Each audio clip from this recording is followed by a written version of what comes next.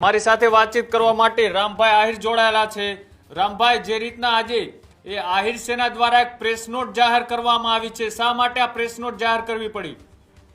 એ આપણે સમગ્ર ગુજરાતને ખબર છે કે આહિર સેના ગુજરાતે જ્યારે પહેલું સ્ટેન્ડ જાહેર કર્યું ત્યારે પણ બંને સમાજો આમને અને સામને ના આવે એવા જ અમે બધા જેટલી ન્યૂઝ ચેનલોમાં અમે ડિબેટો આપી છે। અમારા પ્રયત્નો એવા જ હતા કે બંને સમાજો હિન્દુ સમાજમાં છે, જેથી કરીને બંને સમાજોમાં વાદ વિવાદ પેદા ના થાય। એટલે અમે અમારી રીતે તમામ પ્રયત્નો કર્યા છે કે શાંતિ જળવાઈ રહે। પણ હવે આ ચાલુ સરકારના મંત્રી જો આવા નિવેદનો આપતા હોય તો આમાં તો બંને સમાજો આમને સામને કરવાને જ આ નિવેદનો આપે છે। એમના માટે થઈ અને અમે આ પ્રેસ નોટ જાહેર કરી છે કે હવે એ બંને ભાઈઓમાંથી કોઈ પણ ભાઈ અમારી સાથે ડિબેટ કરે એટલે અમે તૈયાર છીએ। શાંતિપૂર્ણ રીતને એમની વાતનો જવાબ દેવા માટે આવી તેના ગુજરાત સંપૂર્ણ રીતના તૈયાર છે।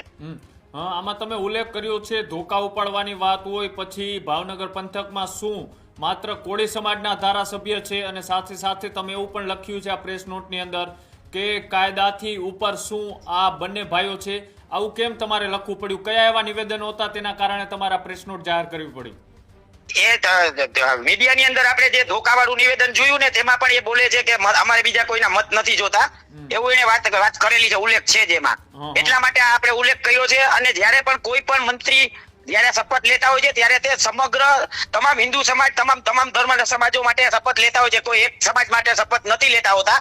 તો અમે આહિર સેના ગુજરાત તરફથી આપના મીડિયાના માધ્યમથી ગૃહમંત્રી હર્ષ સંઘવીને પણ કહેવા માંગીએ છીએ, મુખ્યમંત્રીને પણ કહેવા માંગીએ છીએ કે આમાં કાયદો અને વ્યવસ્થા કેવી રીતે જળવાય, જયારે આપણી સરકારના મંત્રીઓ જ ખુલ્લેઆમ ધોકા ઉપાડવાની વાત કરે છે।